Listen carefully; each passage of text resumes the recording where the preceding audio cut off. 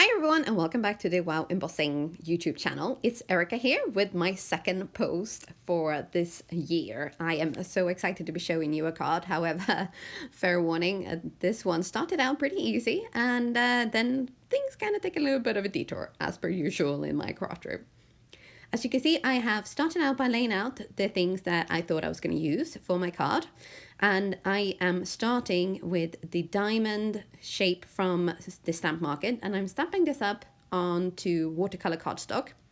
Of course, I've used the Wow embossing pad and my favorite Opaque Bright White superfine embossing powder.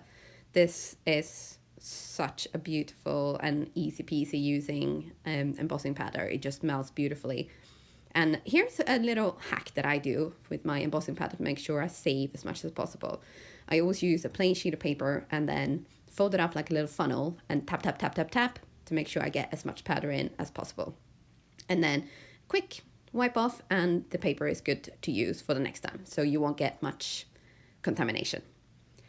And now for the best part of heat embossing, which is the melting. This bit we are going to speed up a little bit because as magical as it is, it did take a while to do this full image.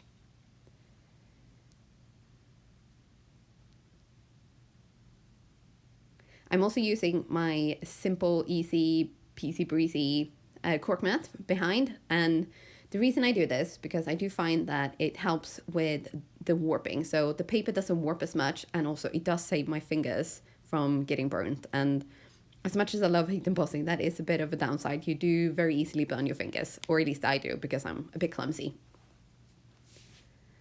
And we're just coming up to the last bits here, and you can see how the lines are so smooth and easy. And because I used my anti-static tool before, and then used my Wow embossing powder directly from the jar, there is no stray powders or dots anywhere. Just amazing. And after admiring this piece for a little bit, we are gonna jump straight into the watercoloring. So I'm just doing a really loose watercoloring here. And what I'm doing first is just getting my paper randomly wet. So not all over, just kind of in a big splash, almost like somebody just drops a cup of water on top of it. And then the first color I'm gonna use is Opera Pink.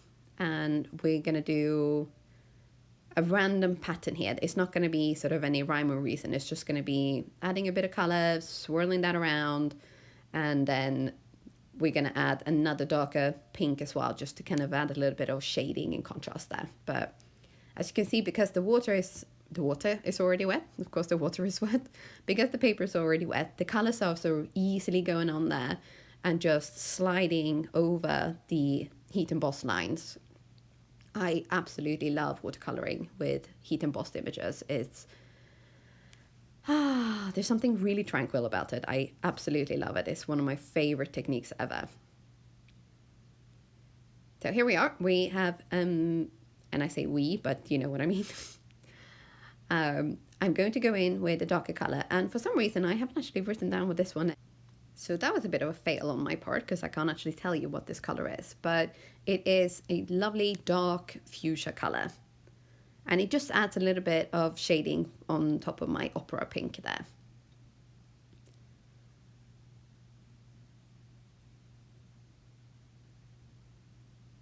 Now I'm just swirling the colors around, kind of going a little bit willy-nilly, as I like to say.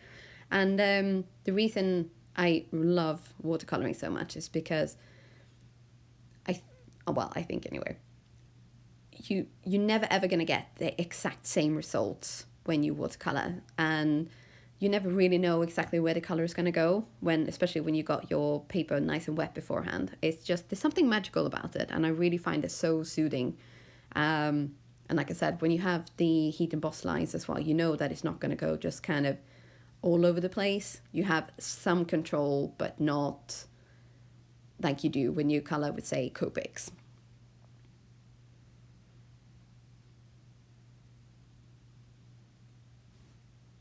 I have skipped ahead a little bit here because I did kind of play around with this for quite a while, and even with the video sped up, it was just kind of taking a sweet little time.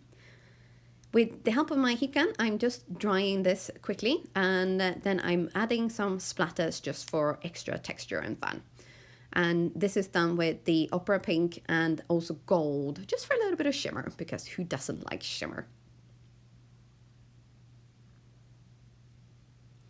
And then for the sentiment, I'm using the You Are Amazing, and this is also from the stamp market.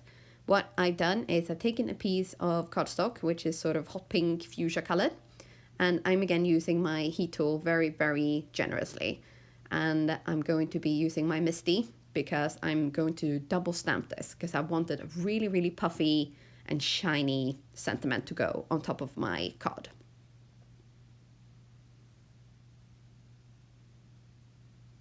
So here we are already, and you can see I'm using my nails instead of touching the paper with my fingertips because I have really oily fingers and I don't want my embossing powder to go anywhere except for on the sentiment. So there we are, a quick close and then a dabbly dab with the Wow embossing pad. And the embossing pad that we're going to use for this one is Rich Gold Regular. This is really, I know I say this about every color and you probably think, oh, she doesn't know what she's talking about because I love all the colors, but it really is true. When you use a color, you just love it, because why would you use it if you didn't love it? So again, a very generous sprinkling to make sure that everything is covered. And then we tap off the excess. And again, I'm using like either my fingernails or my tweezers to make sure that I'm not touching anything that I shouldn't be touching. And then again, we're using, this is the same piece of paper that I use my white powder on, but because I've rinsed it off, I wiped it off, I know there's not going to be anything contaminated on there. You can see that there is a little bit of powder at the bottom there, because obviously it shows up a lot better when there's a color as opposed to white on white. So make sure you wipe off your sheet if you're intending to use them again and again. And why wouldn't you? Waste is waste, isn't it? So there you are. You can see that there's a little bit of powder left, so I'm going to wipe that off, but I do that off screen. And again, here comes the cork mat, my best friend when it comes to heat embossing, apart from obviously my heat tool. And we're going to be melting this, and this is going to be in real time because it just looks amazing. Look at that. Whoever came up with heat embossing is an absolute genius.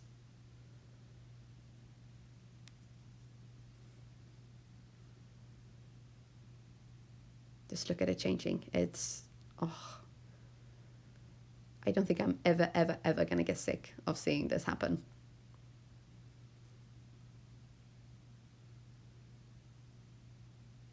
And you see how smooth it's melted as well. Just beautiful and so shiny. Right, so we're hopping in and we're going to do the second layer. So I'm doing a super extra thick layer of my anti-static tool because once the image has been, or the paper has been heat embossed, it does tend to pick up extra stray bits of powder.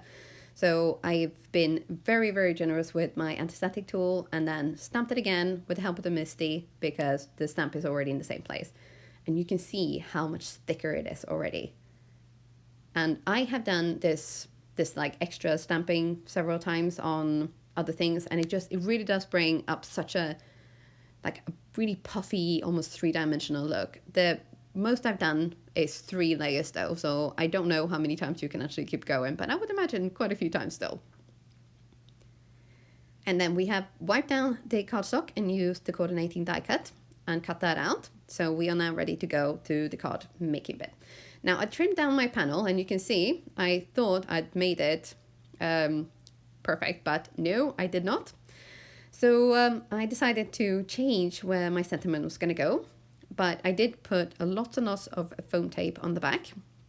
And then I decided to, instead of having the sentiment in the middle where originally it was supposed to go, I am going to put it down towards the left corner.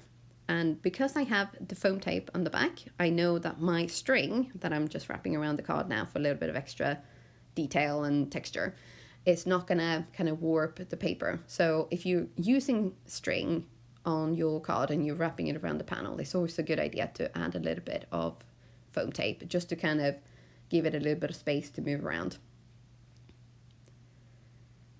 And then quick snip snip and a little tie, and this part of the card is done. I always have a little bit of a trouble trying to get my my tying done to make sure that the string stays taut under the card, or the sentiment was going to go on top. So I did faff about here for quite a while before I got it just right. And then with a little bit of liquid adhesive, we are adding that sentiment right on top of the knot so that it's not going to show anywhere on the card.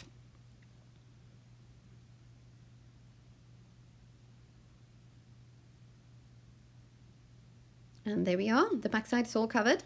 And out comes my best friend tweezers.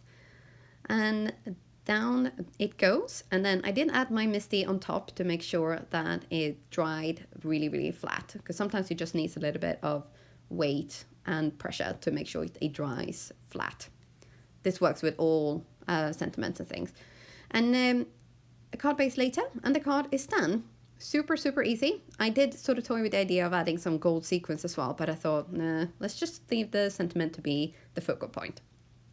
And with that, I'm all done. Thank you so much for stopping by today. I hope you will give this video a thumbs up, and don't forget to subscribe to the Wow Embossing YouTube channel.